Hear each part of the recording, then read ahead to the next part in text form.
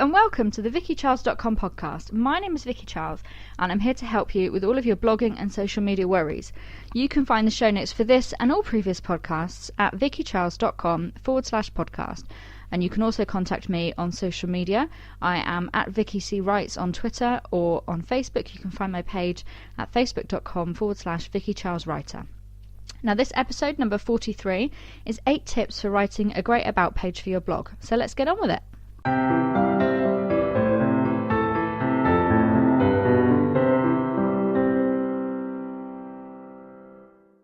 So welcome to the VickyCharles.com podcast. This episode number 43 is 8 tips for writing a great about page for your blog. My first tip is to research others in your niche. So go and have a look at what your fellow bloggers are doing. So if you write a blog about cats, search for cat blogs on Google and see what other people are writing about. Find, maybe other bloggers if you're a part of a blogging forum or a Facebook group or something. Go and see what they're doing. And I don't mean copy people. Don't go, oh, she's done this in this font, I'll do this in this font too. That's not cool at all in any way. But it's always good to kind of see what other people are doing, even if you look at it and think, oh, I don't like that, I don't like that, I don't like that. At least you know what you don't like, and it'll give you a clearer picture of what you do want to show on your about page and how you want it to be laid out. So basically use it for inspiration, maybe in the same way as you use Pinterest boards for inspiration. Have a look around, see what you like about this, see what you like about that, see what you don't like. Maybe ask people for their opinions as well. Do you like this person's page? Do you like that page? Things like that. Just to give yourself an idea of what you want your page to look like. My second tip for writing a great about page for your blog is to write in the first person. Now, I've seen some really strange about pages in the third person, kind of Vicky Charles is a blogger, and that sounds really strange because your about page is an extension of your blog. And I don't know anyone who writes their blog in the third person. Perhaps some people do, I don't know. But your blog is your personal voice, and you want your about page to be that as well, because it is an extension of that, and it's saying, hi, welcome to my blog. It's like inviting somebody to your home and they turn up at the door and you go, Vicky Charles welcomes you to my home, to her home. It's just weird.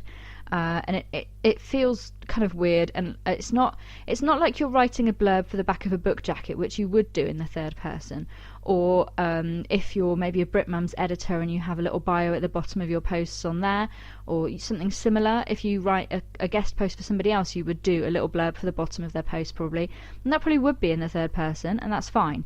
But for your own blog, it's your space, and you're inviting people to come and speak to you and see your blog. So you're saying, hi, welcome to my space, welcome to my blog, my name is so. So do it in the first person. My third tip for writing a great about page for your blog is start with your reader. Now, what do I mean by that? I mean, start with, if you think about when you meet somebody, if you meet somebody and they say, hi, my name's Vicky and I live in Salisbury and I do this and I go there, and you think, great, okay, bye. But if you meet somebody and they say, and they start the conversation with, how can I help you? Or this is things we might have in common, things like that. So you want your about page to be, hi, my name is Vicky, I write about this. This is why you might be interested to read my blog. Your about page is pretty much just advertising your blog to people, saying this is what you're going to find here, this is what you can expect, this is what you won't see here. If you've got certain things that you're never going to write posts about dogs or whatever, include that. So say to people, and also things like this is what I write about, this is who I am, this is where I'm coming from. If you've got incredibly left-wing politics, then maybe include that. Or I'm a feminist. Or if you swear a lot as well, always include, if you swear an awful lot in your blog posts, it's best to warn people on your about page, because you're always going to find people who are going to be incredibly offended by that. And rather than risk offending them when you go, when they come and read your post, they might end up then leaving you a bit of a nasty comment and going, oh, you shouldn't swear so much. It's best to kind of, it sounds horrible to say weed them out, but you can use your about page to weed out people who will not like your content, who will not be interested in what you have to say, or might be offended by what you have to say. So it's best to kind of use it in that respect. And you might think, oh, I'll lose myself traffic. But no, what you're doing is making sure that you're getting the right traffic through. You're getting the right people who are going to stick around and read your blog. And people who might be offended by it or bored by it or just entirely disinterested in it, they will just not bother to read further. And that's really what you want. My fourth tip for writing a great about page for your blog is to use your voice. So I said in the previous point that you should write in the first person, and this kind of carries on from that. So don't put on airs and graces and write it as if it's an English essay for an A-level exam or something. Have the same style as you write your blog posts in. So I said before that your about page is kind of an advert for your blog, and it should sound the same as your blog. So people should read your about page and think, yeah, I think I want to know more about this person. I think I want to read their blog. Or, oh gosh, I really don't get on. I don't want to read this. I'm not interested in this. Click away. You want to make that very easy for people to decide. So you want your style to be the same as your blog post writing. Otherwise, two things can happen. The first thing is people read your about page and think, oh wow, yeah, I really get on with this person. I can see we're similar. I'd like to read more from this person. They click through to your blog, they read a post, and they think, no, this is not what I want to see, and that's just a waste basically. And it increases your bounce rate as well. But more importantly, you're getting traffic that's not sustained traffic because they're not ever going to come back. Or what's worse is somebody reads your about page and goes, oh no, this is not the person for me. I'm not going to get on with this person. I'm not going to agree with anything they say, or I don't like the way they write. I'm not interested. I'm off, and they go. But in actual fact, if they'd read some of your blog posts, they might have found you their new favourite blogger. They might have really, really enjoyed your posts. So it's really important to bear that in mind when you're writing your blog post, that it is kind of, I suppose an advert is kind of a bit of a strong word, but it's an introduction and kind of, hi, welcome to my blog. Welcome. This is who I am. This is what you can expect from me. And that goes for not just the content but the tone is what I'm trying to say. So the way that you speak. So my blog posts sound like how I talk, which is really bad English, but that's my blog posts sound like me, and my about page hopefully does as well, so that people can connect the two and say, oh right, that's Vicky and that's what she sounds like, and yes, I want to read more, or no, I'm not interested. My fifth tip for writing a great about page for your blog is to link to important posts. Now I don't mean this was my favourite post that I wrote, or this post was really emotional to write, or something like that. I mean, what is going to help people to understand who you are or what you're writing about? So for me, my about page on singlemotherahoy.com has a link to, it had links to my blog post, but I turned my blog post into a book, so now it has a link to my book about a nervous breakdown, and it also has links to posts about my pregnancy and my daughter's birth, my experience with domestic abuse as well. Now that is very deliberate because I write about those things, and I don't want to have to start every blog post off with, when I was pregnant, this happened, and blah blah, and then this, and then that. I will kind of refer people back to the original posts, but if you're introducing yourself to people, you would kind of include that in there so that people can see.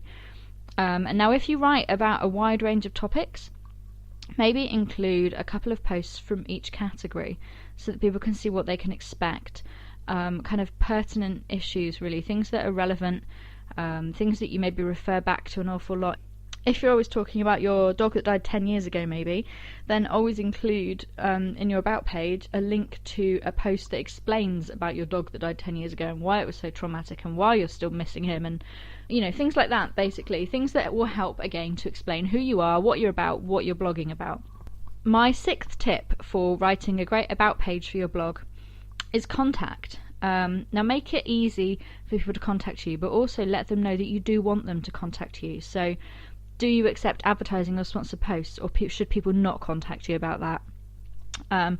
Do you accept products for review, or again, are you not interested in them? What sort of products will you accept? If you have a specific hobby and you'd like to review products based around that, then include that too. Have you got children? How old are they? And how can I contact you? So either include your email address, or I link to my contact page, because I have a contact page set up with all of the relevant details, that just make it really simple and easy so that people can go, oh yeah, I want to offer this person my product, or I want to work with this person, I want to advertise with this person, whatever. Make it easy for them to do that, and make it clear that you're happy for them to do so as well. My seventh tip for writing a great about page for your blog is to include an email sign up. So it's kind of like if you meet someone in the street and you get on really well with them and you've introduced yourself and you've gone, yep, blah blah blah blah blah, and then you walk away, They might meet you again in the street, but they might not. Whereas if you have an email sign up, you're saying, let's meet up again. Come and make sure that we don't miss each other. Come and see my blog again. Get so that you don't miss a post. I'll just email it straight to you. It'd be much easier. So include an email sign up there. If you don't have an email list, what are you doing? I'll include another. I think I'm going to do a podcast actually about email lists and why I think everybody needs them. But yeah, on the whole, include an email list sign up. If you don't have an email list, get yourself to MailChimp now. And set one up, or Aweber, or any of the free ones, and set one up. Bare minimum, have something so that they can subscribe to your blog and make it very clear that, I want you to subscribe to my blog, I want you to sign up to my email list, and go from there. My 8th and final tip for writing a great about page for your blog is to review it regularly. I would suggest every couple of months, really. You want to go in and make sure that the information is still relevant, that you are still... maybe you've decided to take your blog in a different direction. Make sure that your about page kind of reflects that.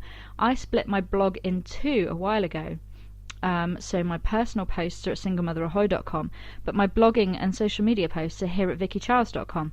So I've had to make sure that I reflect that in my about page, because if I didn't, then people would still be kind of confused. And also, I wanted the new site to have some air there and for people to know that it's here. But it's worth making sure, just go back every few months. Maybe if you've written down that your child is 5 and blah, blah, blah, you need to go back when they turn 6 and say, my child is 6 and things like that. But also, if you've moved to a different area, if you've taken up a new hobby, or you don't want to accept sponsored posts anymore, or you've started, you do want to accept sponsored posts now, your email address has changed. All of these things, it's best to just go in every couple of months and make sure that everything is okay. So those were my 8 top tips for writing a great about page for your blog. We had number 1, research others in your niche. Number 2, write in the first person. Number 3, start with your reader. Number 4, use your voice. Number 5, link to important posts. Number 6 is contact. Number 7, email sign up. And number 8, review regularly.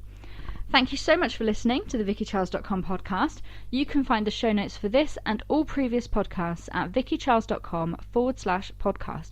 And you can also contact me via social media. I am at VickyCWrites on Twitter and on Instagram. And on Facebook, you can find me at facebook.com/VickyCharlesWriter, or my email is vicky@vickycharles.com. Thank you so much for listening to the vickycharles.com podcast, and I'll be back next week.